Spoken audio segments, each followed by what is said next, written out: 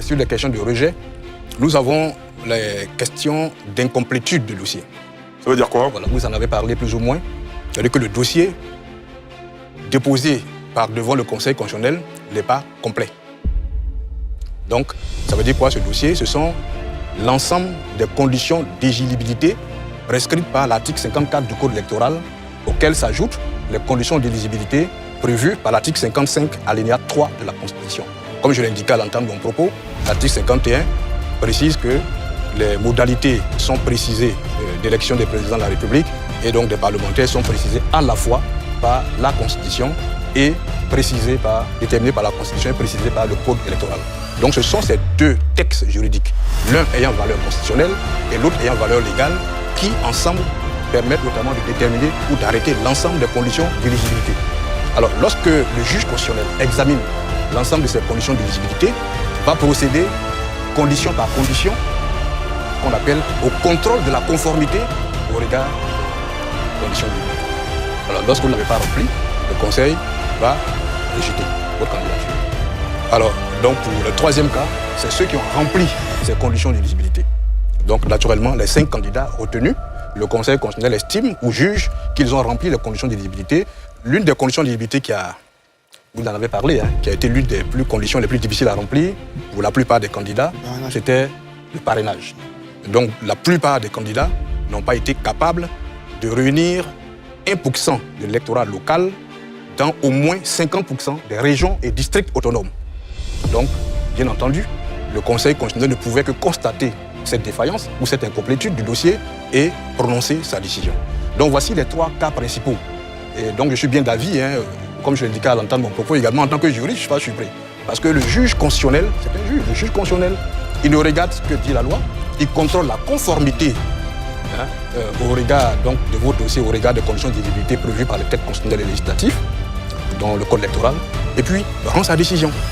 Donc ça a été rappelé également, si parmi ces conditions, un des candidats qui n'a pas été retenu par le Conseil constitutionnel estime que pour sa part, il a rempli l'ensemble des conditions, on va l'écouter, il va nous dire en quoi, par exemple, le Conseil a décidé ou estimé qu'il n'a pas rempli les parrainages alors qu'il a fait. Le constat a été unanime, et c'est ce que le juge constitutionnel aussi a relevé dans sa décision, c'est qu'il y a beaucoup de doublons. André a parlé tout à l'heure également de ceux qui ont parlé plusieurs fois. Alors, pour cela, il faut dire que ce n'est pas le Conseil constitutionnel qui va poursuivre. Voilà. Donc, nous avons des juridictions répressives. Le code électoral qui prévoit que c'est pareil, lorsque vous allez à une élection, lorsqu'il y a des irrégularités, c'est le juge pénal. Voilà. Donc, le code électoral prévoit des dispositions pénales, notamment en cas de manquement. Parmi ces manquements, vous avez également les cas de parrainage multiple donnés par un électeur à plusieurs candidats. D'accord. Une autre question que les uns et les autres peuvent se poser, c'est de se dire, le Conseil constitutionnel a délibéré sur la liste des candidats retenus définitivement pour compétir à cette élection présidentielle. Est-ce qu'il existe des recours? Alors, la décision rendue par le Conseil constitutionnel est insusceptible de tout recours. Alors, on avait également vu cela lorsqu'il s'agissait du contentieux de l'élection. Donc, en ce moment, il y a eu compétence exclusive au premier président de la Cour d'appel, de la Cour du tribunal de première instance, autant pour moi, territorialement compétent, lorsqu'on était au niveau du contentieux de l'élection. Et le juge, en ce moment, rendant sa décision en matière de contentieux de l'élection, donc c'est le président du tribunal territorialement compétent, et donc là, cette décision était aussi insusceptible de recours. Je vais parler notamment de la décision prononcée à l'endroit de M. Tidjane Thiam et de M. Laurent Gbagbo. D'accord. Alors, pour le Conseil constitutionnel, c'est une juridiction constitutionnelle.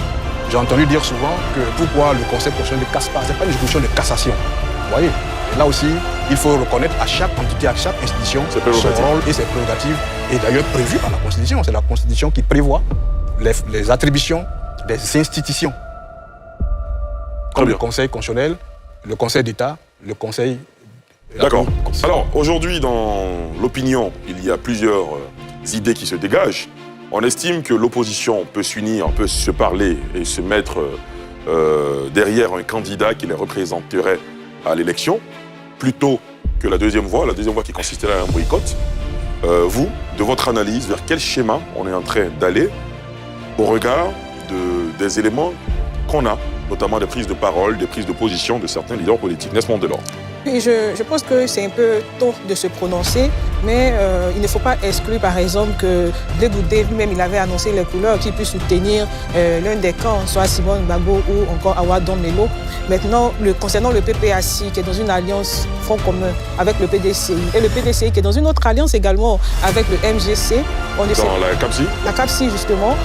C'est un peu trop tôt pour dire où ils vont plancher, mais ce qui est sûr, il y a aussi Jean-Louis Billon, et on sait les palabres internes qui ont conduit à une candidature singleton de Jean-Louis Billon qui n'est pas accompagné par son parti. Je pense que c'est encore tôt pour deviner, mais quand on sait qu'il y a beaucoup d'égoïsme dans le marigot politique ivoirien, généralement les gens attendent le deuxième tour pour se mettre ensemble, parce que tout le monde se dit qu'il a sa chance. Et on peut s'attendre aussi à une contestation, à un boycott même, tout est possible. Et cela va dépendre maintenant du niveau des débats internes que les uns et les autres sont en train de mener. Mais Ali Diarasouba, permettez-moi de revenir sur la question du parrainage. Pour moi, c'est très important qu'on ait une profonde réflexion sur la question et qu'il y ait peut-être dans le code électoral un premier filtre. Lequel, par exemple? Pour avoir la confiance aux institutions, quand je suis candidate et qu'on estime que je ne remplis pas les conditions parce qu'il y a eu doublon, je veux bien qu'il y ait transparence pour que je puisse constater aussi de mes propres yeux ces doublons-là, pour savoir qui l'a fait. Après, il y a aussi le problème de la sécurité des données personnelles, peut-être qui fait qu'on ne diffuse pas comme ça sur Internet qui a parrainé qui, parce que ça reste encore une petite élection qui ne dit pas son nom. Donc il faut une profonde réflexion sur la question pour donner plus de confiance aux institutions. Une profonde réflexion qui conduira à un exercice de transparence, c'est ce que vous dites. Justement, et la transparence qui peut donner plus de confiance justement au processus. Mais c'est important que j'insiste de le dire que le débat sur la limitation des mandats n'a pas commencé avec le candidat Alassane Ouattara. C'est un débat qui se mène dans les discussions sur la question de la démocratie. Et pour moi, je fais partie de cette opinion qui soutient mordicus la limitation des mandats et qui estime que, et je suis content de pouvoir le dire ici sur ce plateau, qui estime que lorsqu'on a des lois, il faut clairement un alinéa qui précise qu'on ne peut pas remettre le compteur à zéro parce que ça sape la morale et cela fait que c'est une partie qui confie le pouvoir et les autres, il n'y a pas, nul n'est indispensable, nul n'est ridicule que l'autre, tout le monde peut compétir. Aujourd'hui, il faut aussi régler la justice parce que les jeunes manquent. Le plus jeune, est dans la soixantaine.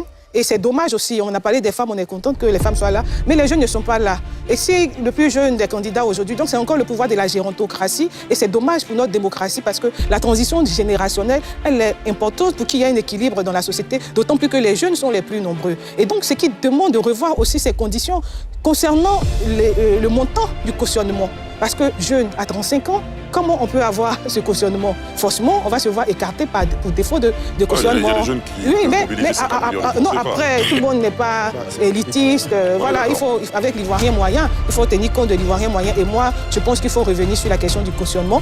Les gens parlaient de cautionnement pour mettre fin aux candidatures qu'eux, ils appellent farfelues, que moi, je ne soutiens pas ce terme-là. Mais on aura toujours une pléthore de candidats parce que c'est une période qui attire. Et c'est une période de démocratie aussi, où tout le monde veut s'exprimer. On devrait être content de voir des jeunes venir déposer les candidatures parce que derrière, ils attirent la participation politique et électorale des jeunes de leur âge aussi qui s'intéressent pour eux au scrutin. Donc il faut revoir les conditions d'éligibilité pour permettre aux jeunes de compétir, c'est important, et revoir le parrainage et aussi la question de la limitation des mandats clairement codifiée pour éviter les interprétations.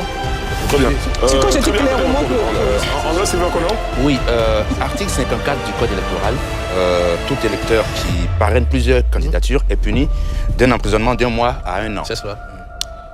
Le Code électoral ne nous dit pas qui poursuit un électeur. En fait, vous avez des juridictions répressives dans l'État. C'est-à-dire lorsqu'on... Vous avez parlé du juge... Vous avez parlé C'est du le juge juge. pénal, c'est les juridictions Mais répressives. le juge, il est saisi par quelqu'un. Ah ben oui. Par qui? Il peut sauter saisir. Lorsque la commission peut saisir, tout électeur peut saisir. Tout électeur ne peut pas saisir, Voilà. parce que tout électeur n'a pas les données. Donc quand vous avez cette décision du Conseil constitutionnel public, vous savez. Non. Qui Ah oui. a les données qui dit qu'un candidat a parrainé, un électeur a parrainé plusieurs?